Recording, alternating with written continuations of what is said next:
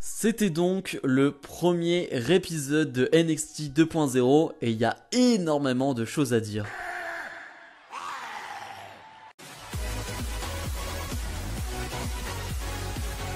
Et bonjour à tous, on se retrouve aujourd'hui pour les résultats de NXT du 14 septembre 2021. Alors, c'est un NXT 2.0, c'est le début d'une nouvelle ère et on doit parler du décor, on doit parler de ce nouveau thème. Déjà, j'ai adoré, vraiment l'introduction, Alors, il y en a qui n'aiment pas, voilà, parce qu'il y a trop de couleurs. Moi, franchement, ça me gêne pas. Il y en a qui disent que ça fait enfantin. Moi, je trouve pas. Enfin, je veux dire, c'est pas parce qu'il y a de la couleur que ça fait enfant. Enfin, je comprends pas trop cette réflexion, j'avoue, mais bon. Moi, perso, j'aime bien. Le thème d'entrée, le thème de NXT est vraiment cool. C'est plus.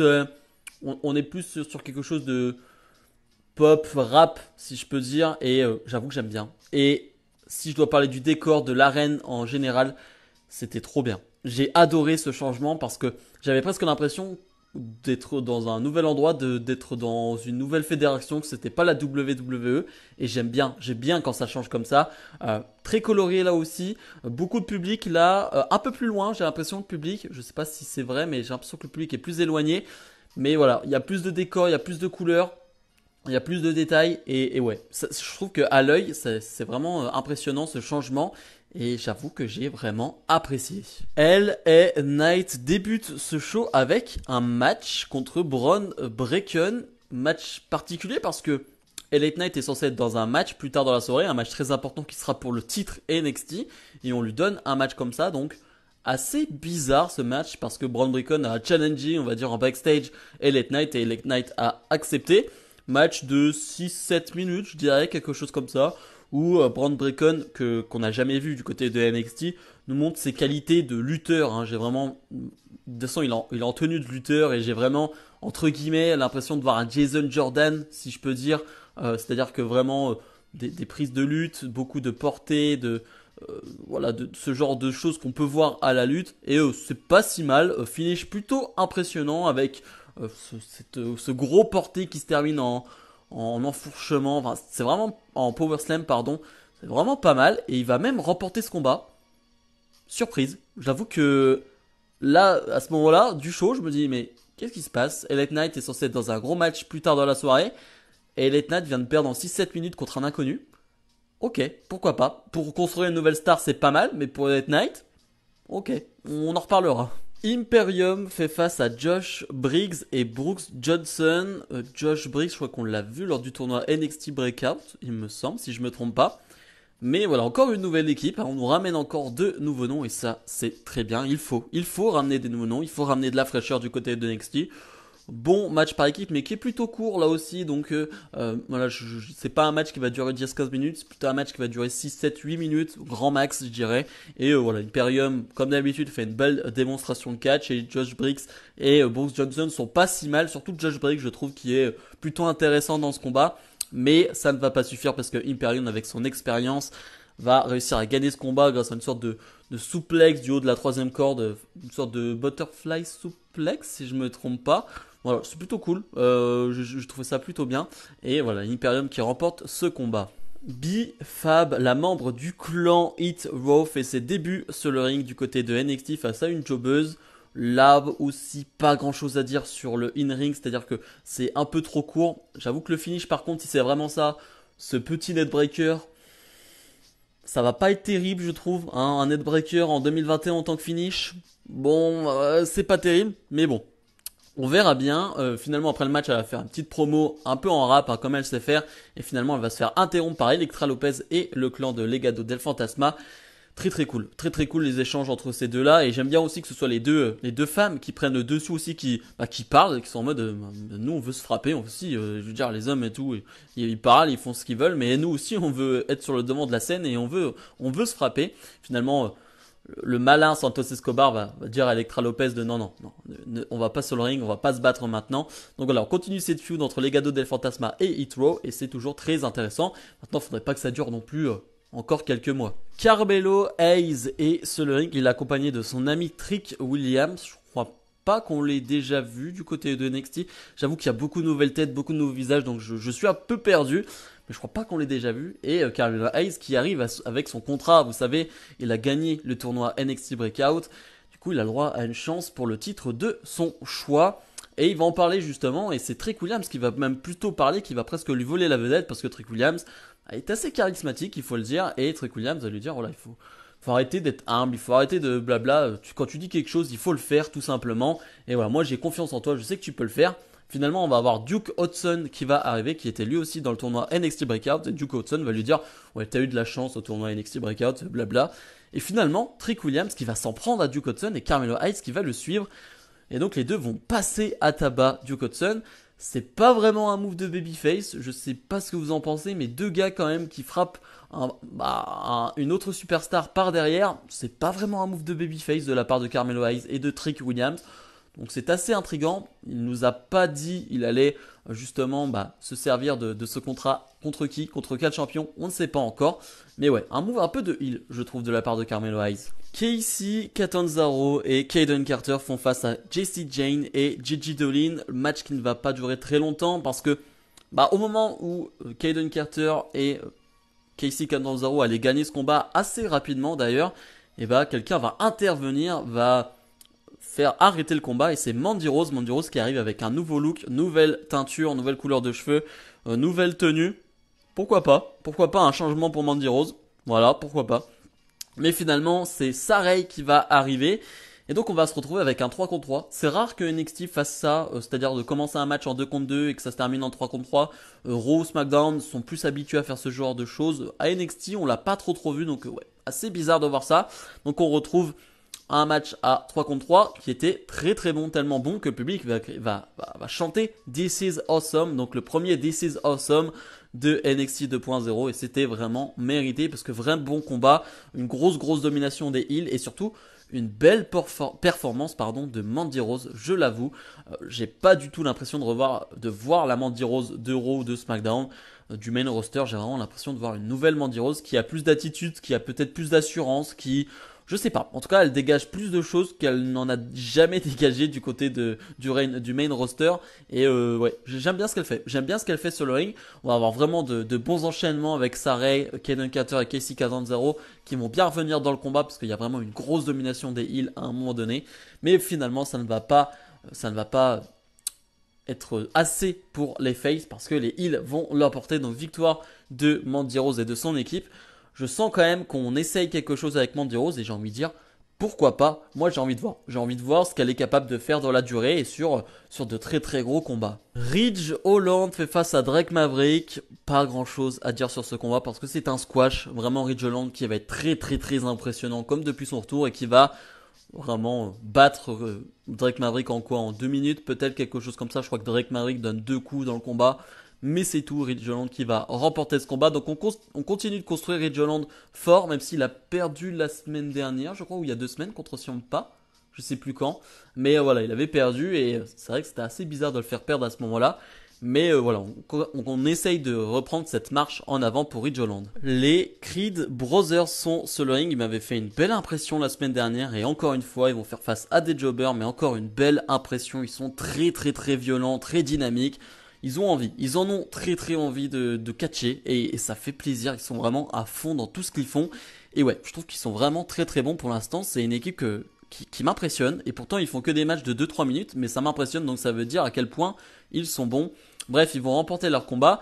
Et après le combat, Malcolm Bivens va nous présenter un nouveau membre de son clan, Diamond Mine, et c'est Evie Nile, donc une femme dans ce clan. Il manquait de femmes dans ce clan et donc on ramène une femme aussi. Ça fait plusieurs clans là NXT, donc on peut voir des guerres de clans dans ce NXT, mais voilà, ramener une fille dans ce clan, je trouve ça intéressant. Par contre, je connais pas du tout Evie Nile, donc je ne sais pas du tout de quoi elle est capable. Par contre, physiquement, elle a l'air très affûtée, donc on verra bien. Finalement, Kushida, le champion Cruiserweight, est là et Kushida qui n'était pas là depuis quelques semaines parce que il était atteint du Covid malheureusement. Bon, il va bien, tout va bien. Donc il fait son retour et finalement on aura la semaine prochaine Roderick Strong contre Kushida, ce match qu'on aurait dû avoir il y a quelques semaines déjà. Mais on l'aura donc la semaine prochaine et ça c'est un match que je veux absolument voir. Le match le plus attendu de la soirée, un match très important, un match qui sera pour le titre vacant de NXT. Et oui, vacant parce que Samoa Joe a dû malheureusement se séparer de ce titre parce qu'il est blessé. Voilà, il nous l'a annoncé sur Twitter, la WWE nous l'a annoncé. Samoa Joe est blessé et donc a rendu son titre. Et donc on a ce match qui est pour le titre où on retrouve Tommaso Ciampa, où on retrouve Pete Dunne, où on retrouve LA Knight et où on était censé retrouver Kyle O'Reilly, mais Kyle O'Reilly n'est pas apte. Voilà, ça a été annoncé par William Regal dans le show. Kyle O'Reilly n'est pas apte et il est remplacé par Von Wagner, que je ne connais absolument pas. Je ne sais pas si on l'a déjà vu du côté de NXT, là non plus, mais je ne le connais pas. Et là, c'est grosse déception, vraiment grosse déception. Je voulais Kyle O'Reilly dans ce combat. Si je dois parler directement d'un point négatif, c'est que le match est trop court. Ouais, le match est trop court. Ça me pose un problème quand c'est un match pour le titre NXT, donc un titre méga important qui est légendaire, si je dis le terme, pour la WWE, en tout cas pour cette branche NXT, c'est quand même le Saint Graal et t'as eu que des énormes champions du côté de NXT. Et là, de voir un match qui va durer pas assez longtemps à mon goût, ça me dérange un peu. Mais sinon, le match est excellent, vraiment est excellent et LA Knight va être au niveau. Von Wagner, on va pas trop le voir. Enfin, Wagner, pardon. Et c'est pas si mal, je pense. Parce qu'en fait, ceux qui vont voler à la vedette, c'est Tommaso Ciampa et Pete Dunne qui vont faire un match incroyable, un match titanesque. Vraiment un match superbe. Vraiment, les deux vont s'en mettre plein la tête pendant tout le combat. Vont même travailler ensemble à quelques reprises. Et vraiment vont être excellents et c'est eux qui vont mettre l'intensité, c'est eux qui vont mettre du rythme à ce combat et c'est eux qui vont faire que le public est très investi dans ce combat. Donc vraiment bravo à eux, vraiment grosse performance. Et finalement, je m'y attendais absolument pas, c'est Tommaso Ciampa qui va redevenir champion NXT. Et c'est un peu bâclé, je trouve, il n'y a pas de célébration derrière, il n'y a rien. Et ça me gêne aussi. Pareil, c'est censé être un gros moment, Ciampa qui redevient champion et t'as pas de grosse célébration derrière, t'as rien. Ça me gêne. C'est un peu bâclé, on passe directement à autre chose. Un peu déçu. J'avoue qu'un peu déçu de la présentation de son combat j'ai pas l'impression que ce soit pour le titre NXT, j'ai l'impression que c'est un combat comme ça, mais qu'il n'y a pas le titre à la fin et ça me gêne. Vraiment, ça me gêne un peu cette présentation. Le main event, si on peut appeler ça un main event, le mariage entre Indy Hartwell et Dexter Lumis. On a une grosse vidéo pour nous résumer tout ce qui s'est passé. On a ce mariage avec beaucoup d'invités qu'on connaît, des catcheurs de NXT, on a même William Regal qui est là. Bref, on a du beau monde. C'était exceptionnel. Vraiment, j'ai beaucoup ri devant ce mariage. Et pourtant, c'est pas quelque chose qui me fait rire d'habitude. Je vous rappelle le mariage de... C'était qui? C'était Bobby Lashley et Lana, si je me trompe pas. Je sais plus, mais c'était nul. C'était vraiment pas terrible. On a eu ce genre de trucs comme ça à Raw, même à SmackDown, et c'était pas toujours très bien réussi. En tout cas, les derniers que j'ai en tête. Mais NXT, c'est toujours quelque chose d'à part, de quelque chose de... En fait, c'est juste des gens qui savent faire rire et qui savent faire les choses bien. Parce que, encore une fois, t'as ce personnage de Dexter Lumis qui... J'en rigole parce que tout ce qu'il fait dans cette cérémonie me termine. Vraiment, ça me bute.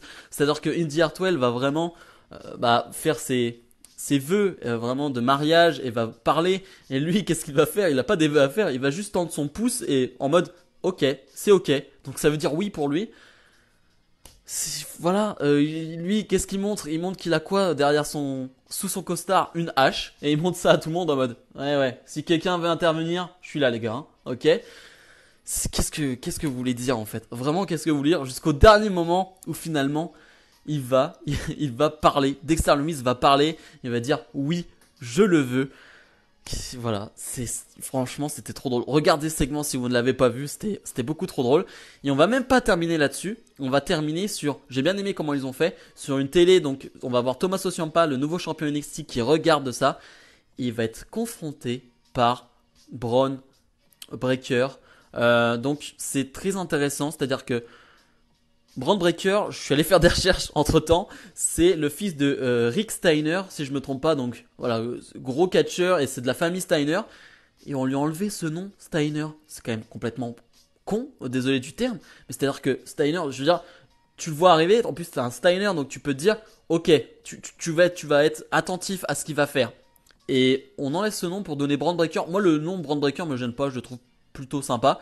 Mais c'est vrai que si tu pouvais l'appeler Bron Steiner, ça serait quand même mieux. Et bref, il va se confronter avec Tommaso Ciampa. Et tu sens que là aussi, il y a des plans pour Bron Steiner. Je suis allé voir son âge, il n'a que 23 ans. Ok, d'accord. Donc voilà, bon, en tout cas, je trouve qu'on termine bien ce NXT. Je trouve que le titre NXT est un peu plus mis en avant avec cette petite capsule de fin et le mariage était exceptionnel. Bilan de ce NXT. J'ai pas vu non plus une énorme différence avec les autres NXT, c'est-à-dire que c'est un NXT 2.0, mais je trouve qu'on reste sur la même lignée, sauf que bien évidemment, on nous introduit beaucoup de nouvelles personnes, et c'est normal, on part sur une nouvelle ère, donc voilà, on nous introduit du Braun Breaker, des nouvelles équipes, des nouvelles personnes, et c'est normal, donc voilà, va falloir s'habituer à ces noms-là, mais sinon, il y a le décor qui change, mais je trouve que en termes de pattes, on est sur la même chose. Peut-être des matchs un peu plus courts sur ce premier show, mais je peux pas faire une généralité parce qu'on a vu qu'un show. Mais là, je trouve qu'on a eu des matchs un peu trop courts à mon goût. Mais finalement, ce qui ressort, c'est ce mariage. C'est ce mariage qui vraiment m'a tué, m'a vraiment fait exploser de rire à certains moments. C'est vraiment le meilleur moment de ce show. Comme quoi NXT sait faire d'autres choses que du bon catch. Et vraiment c'était super. Donc si je dois donner une note, je mets un 7. Voilà, parce qu'on a eu du bon catch, on a eu quand même quelques bons matchs. On a ce mariage qui m'a fait beaucoup rire. Et on utilise quand même ce Braun Breaker qui peut être très intéressant pour la suite. Donc ouais, je mets un 7. C'est une bonne note pour un NXT 2.0. Bien évidemment, je vais attendre de voir la suite, je vais attendre de voir où ils vont aller. Mais en tout cas, j'ai pas été déçu. J'ai pas été déçu et ça m'intéresse, ça m'intrigue où ils vont. Bref, comme d'habitude, n'hésitez pas à mettre le petit pouce bleu et à vous abonner. Nous on se retrouve dans la semaine pour d'autres vidéos. Salut, salut!